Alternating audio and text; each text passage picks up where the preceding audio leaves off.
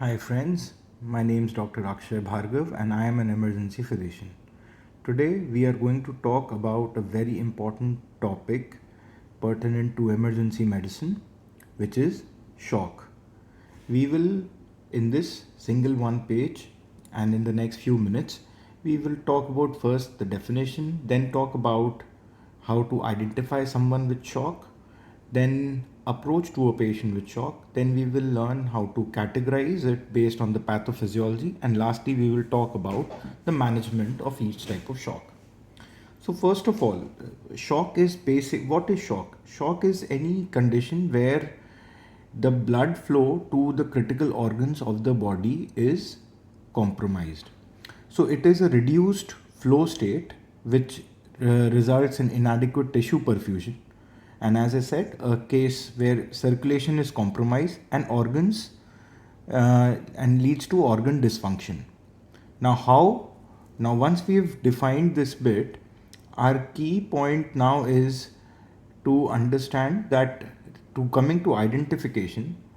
Now, a person who has shock may present to us with altered mental status because the brain may not be getting adequate blood, may present with low blood pressure, may present with chest pain, may present with shortness of breath. They may appear pale or clammy. They may present with a history of transient loss of consciousness, such as a collapse, or they may even have reduced urine output.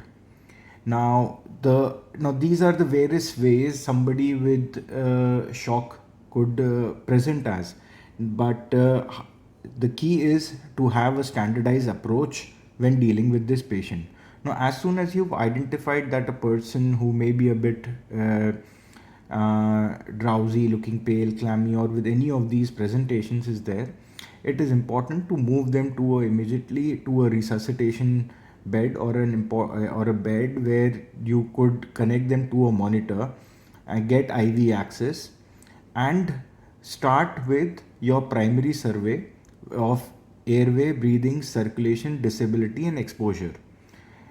And since so once you've sorted out and checked the issues with airway and breathing, you come to circulation. And in circulation, what do you check? You check uh, things such as capillary refill time, which should be usually 2 or less than 2 seconds, by checking on the tips of the so you could check peripheral or the central capillary refill by pressing on the tips and checking how the blood flows, the color is getting restored. Check the blood pressure of the person, check their mean arterial pressure, then check their heart rate, whether their heart rate is very high. Look at the color of their skin, they looking and their overall appearance. So this is what you check in your primary survey. As I said, you try to get an IV access, connect them to a monitor, and consider point of care ultrasound and an ECG. So now once we have decided our approach, that we've got the patient and started with the circulatory assessment, now we have to identify what it could be leading to the shock. And shock is largely of four different categories based on the pathophysiology. Now, the flow of the heart blood is, it goes like comes in the, if we consider this as the four chambered heart, the blood coming in through the vena cava and enters into the right atrium, into the right ventricle, through to the pulmonary artery, and then goes into the lungs, get oxygenated, then comes to the pulmonary veins, into the left atrium, gets into the left ventricle and through the aorta, then it breaks down into arteries, arterioles, and then into capillaries, and where it goes into the body tissues and different organs where the oxygen and gas exchange happens, goes through gut and passes through liver and basically combines into venules, veins, and then into the vena cava and comes back. Now it a case where a good flow is there is a marker of health. But as we said, shock is a state where there is a compromise in this circulation. This blood flow is reduced and the organs are not getting adequately perfused. So what could be the problem? Now the heart is the pump. So when heart is like the pump that continuously beats. Now if there is a problem in the heart, we call it a cardiogenic shock. And what could be the causes behind it? If the person the problem with the heart could be largely an ischemia, a myocardial infarction going on. There could be reduced ejection fraction and the person's heart is unable to beat or eject good amount of blood, which could be basically heart failure, or it could be a case of arrhythmia where they are either too the heart rate is too high or too low, which is again causing the heart to either beat very fast or very slow, leading to inadequate uh, cardiac output. So this is the cardiogenic. Now, so for one cause could be cardiogenic. The second could be obstructive. Now, obstructive means what? So obstructive means that there is continuous flow. But if there is something that obstructs the flow of this blood, now that is marked as obstructive shock. Now these could be a case of pulmonary embolism where some blood clot from the deep venous systems of the legs goes up and gets lodged into the pulmonary artery and this is called as pulmonary embolism. It could be a case of cardiac tamponade where the casing of the heart uh, gets filled with either blood or fluid, and which does not allow the heart to expand, and hence the blood flow is then compromised. Or it could be a case of tension pneumothorax where uh, if there is air trapped between the pleura, which then further expand so much that it kinks the major blood vessels. So that could be the cause. Now, if we talk about one of the most common causes of shock, which is hypovolemic, where the person could be severely dehydrated or there could be a bleed. So where basically hypovolemic means the amount of volume in the blood vessels in the intravascular volume is reduced. And lastly, the cause could be distributive. The categories or the types of distributive shock is septic shock, anaphylactic shock, or neurogenic shock. In these cases, there is severe vasodilation such that the blood is either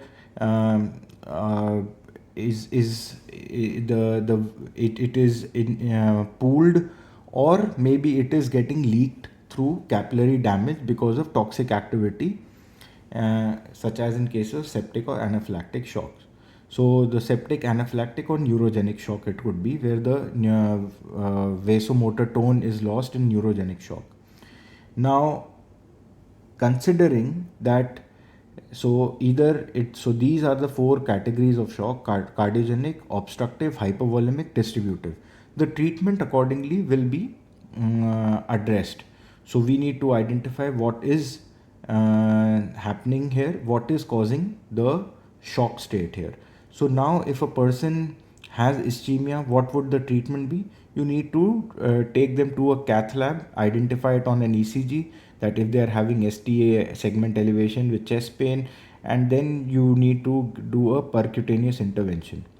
Say if they are in a state of heart failure, in this case you need drugs that increase the contractility of the heart, and also so like the heart pushes more, and such that also the peripheral vascular resistance, the afterload, is reduced.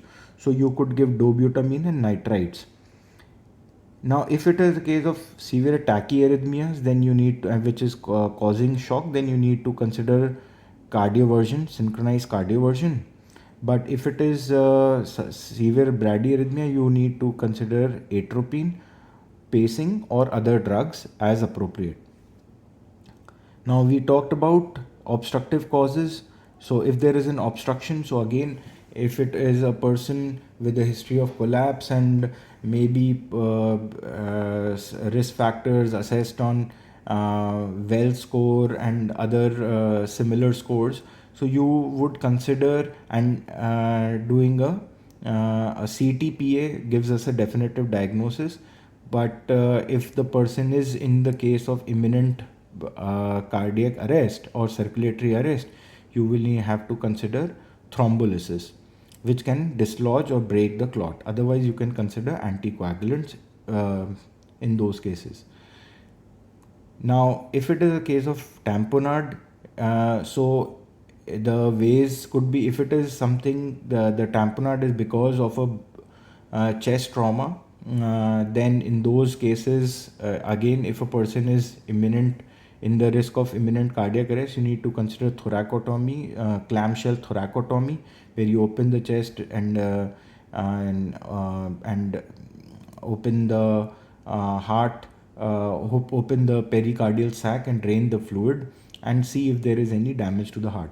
But in if it is if possible, you can also try to do a pericardiocentesis, which is draining out uh, some 20 ml of fluid, 20 to 40 ml or some amount of fluid, just in order to ensure that some fluid has been taken off from the heart. Lastly, yes, if it is a case of tension pneumothorax, you need to do a needle decompression by putting in a needle in the you could put it in the second intercostal space in the mid clavicular line, or you could the more desired approach is doing thoracostomy by making a hole on the in the fifth intercostal space, just anterior to the mid clavicular line on the side of the chest, and then you can put in a chest drain, so which will release any gas there.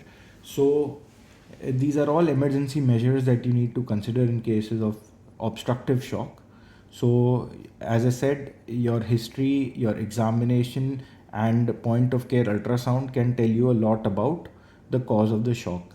Then um, if you are thinking hypovolemic, a person who may be severely dehydrated, secondary to either say diarrhea or other issues, or maybe they have suffered heat exhaustion, so they could be dehydrated and you need to give them IV fluids. Um, However, if it is because of a bleed, the number one priority is to stop any bleeding and then consider giving uh, blood products, and maybe ordering a major hemorrhage pack if you are thinking that this patient is losing too much amount of blood. So hypovolemic shock, where you are trying to restore the volume within the cardiovascular circuit. And lastly, if it is a case of distributive shock, so apart from giving IV fluids, because right now what is happening that your tank, as it is called, your larger veins, and they are lying collapsed and the blood is getting pooled, and the blood is not is getting, the flow is getting stagnated because of it, or there might be a lot of capillary leak, as it can happen in cases like DIC or toxic shock syndromes. So where blood just leaks out from the intravascular compartment to outside to extravascular space. So of course, your first line in these cases when dealing with any sort of shock, first you need to see how fluid responsive they are. You could give them 2 liters of crystalline fluids, and but if they are not responding to that, of course, if it is a septic shock, you need to consider antibiotics and source control. What is the source of the infection, and give vasopressors.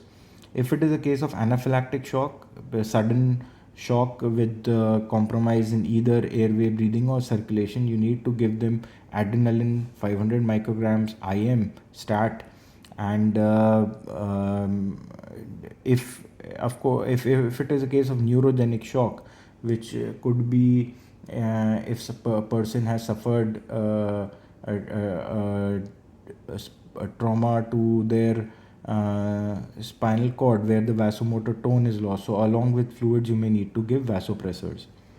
So friends, this in one page is your one pager description of um, shock and its pathophysiology, its definition, and you've learned how to approach and identify.